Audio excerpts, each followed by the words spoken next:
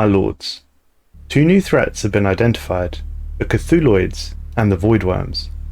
Both of these could represent serious strife to the galactic stage, and I shall detail what we have learnt about them so far. We start with the Cutholoids. Cutholoids are cunning ambush predators, lurking within the shadow hollows of desolate asteroids. They hide and bide their time, waiting to ensnare unwary vessels that drift too close. We first encountered the Cutholoids when we lost contact with a science ship that was investigating a strange-looking asteroid. After we lost contact with the vessel, we began to detect a weak emergency hail from their last known location and sent in a strike force to investigate further. We quickly realized that this strange asteroid was in fact sentient in nature, and approaching it was clearly highly dangerous, but the emergency signals remained strong. We bet that the science ship was inside this beast, and thus we engaged it. Our strike force opened up on the asteroid with salvos from our laser batteries and kinetic guns, and it would appear that the asteroid served only as a shell for a massive organism living inside.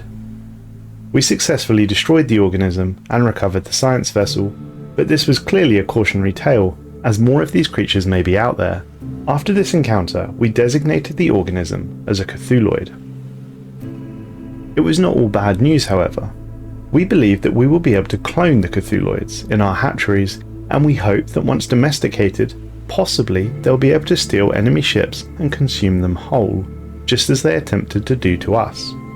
We have also learned that the Cutholoids prefer systems with asteroid belts in which they can hide, and I look forward to discovering more uses for these strange new organisms as we explore them further. Now we move on to the Voidworms. The Voidworms are the second new threat that we've identified, and based on what we've learnt so far, considerably more dangerous. Voidworms are parasitic creatures that depend on planet-based hosts to reproduce. Voidworms deposit spores on inhabited worlds with sufficient biomass and raise their offspring in nests perilously close to black holes. We have managed to witness the full life cycle of some of these Voidworms. They start as nymphs, they then grow into a juvenile stage, they then mature as they reach full adulthood, and eventually Voidworms will mate in groups of 3, creating a formation known as a trocha. The 3 Voidworms in the trocha become bound for life in a never-ending mating ritual. Sounds exciting. However, despite this never-ending mating ritual, they still require an external biologic host to produce the offspring. Upon reaching maturity, each Voidworm develops a clutch of cysts within their reproductive system. These cysts contain highly caustic gametes that, when combined with others in a trocha, can be sent to planets with suitable biomass in order to give birth to more of their nymphs, and no one is surprised that the hosts do not survive the process. We have managed to acquire images of all 4 variants for you now. The nymphs appear akin to corvettes in size. They are weak, but they do not take long to mature into juveniles. Voidworm juveniles are far more akin to destroyers in size, and they are, I would guess, twice as dangerous as their nymph predecessors. After a mere 180 months, the juveniles will mature into adult Voidworms. Although we have not managed to acquire sufficient military data on their capabilities, I would imagine that adult Voidworms are more akin to cruisers or battleships.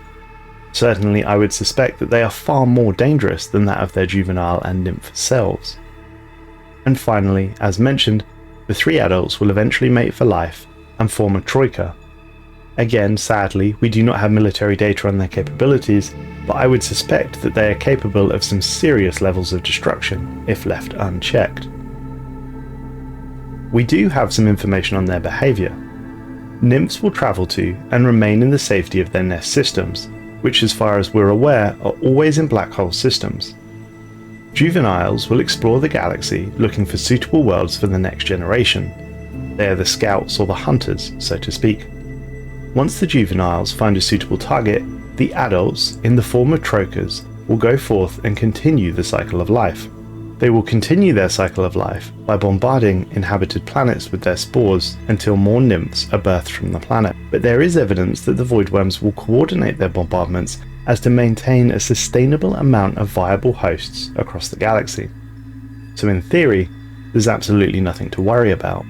And in fact, I wonder if we can direct them to avoid us and feed off, say, the Blorg. Let those dirty Blorg befriend the worms till their heart's content. Despite this, we are aware, however, that there is potential for the Voidworm population to reach a critical mass, and I would suggest that if this happens, it could lead to a serious galactic-wide event. We postulate that if this was to happen, we suspect that their behaviour would change noticeably.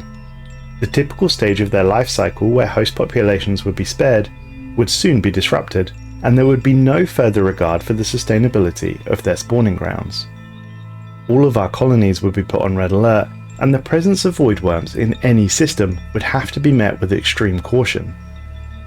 The voidworms could unleash a breeding frenzy on the galactic scale, and thus we must be prepared for it. I suspect that if this did happen, there would be several options that we could attempt. We could simply destroy them where possible, hunt down their nests and purge the filthy alien. But I also suspect that there could be a cure available. A biological problem could be, after all, solved with a biological solution. And I have no doubt that the galactic community will have their own thoughts on this matter. If I may speculate for a minute, I believe that of the two, the Voidworms are clearly the more viable threat to the galaxy. Voidworms appear to operate as family units and travel in packs, whereas the Cutholoids do not. I'm not certain how the Cutholoids mate, but perhaps it's asexually. And as long as they stay in single units, they are probably not that dangerous, at least once we've discovered where they are and fully understand their tactics for hiding, we could probably identify their asteroids in advance. The Voidworms, however, are, no pun intended, a completely different animal. I can envisage them being a real threat to the galaxy, and one that, given their breeding habits, could quickly get out of hand. If indeed the quicker they kill organic populations, the quicker they will breed and reproduce. They could snowball out of control quite quickly. I wonder if the Curator Order will have anything to say about them, or if they do truly get out of hand, whether one of the fallen empires may step in to help. Despite the obvious threats that they represent, I do look forward to researching and delivering reports on both the Cutholoids and the Voidworm Plague as more information becomes available. Stay tuned. But that is not all. We have also identified two brand new empires to the galaxy, with seemingly completely different themes to the ones that we've witnessed before. The first of the two we've designated as treasure hunters. The treasure hunters appear to be instilled with a thirst for adventure. Their civilization, it would seem, is ready to set forth on the greatest and most challenging expedition.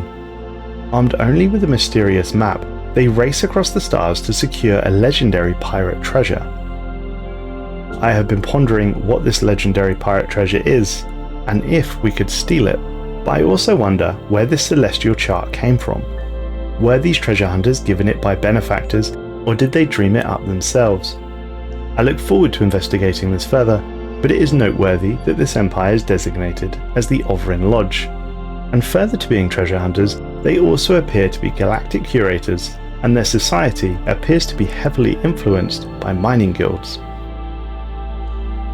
As you know, my lords, I enjoy a narrative story, and I am particularly looking forward to witnessing these treasure hunters explore the galaxy. No doubt they will have some marvellous stories to tell, and I wonder, given their nature, if they will have some exciting new characters to explore as well. The second new empire that we've identified is one that is heavily invested into the various organic space fauna that we find throughout the galaxy.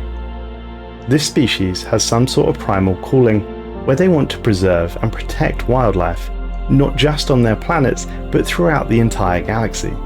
They are the masters of animal handling and ranching, and the relationships they establish with space fauna has developed according to their ethics.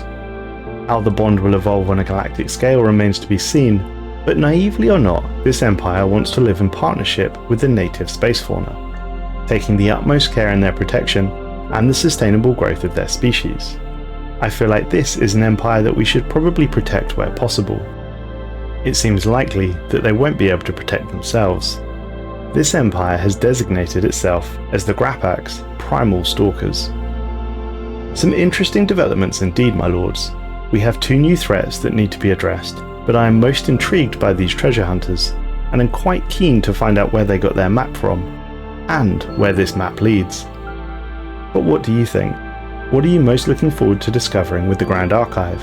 Please let me know in the comments, and as ever, if you want to hear more from me, please click the video on screen now.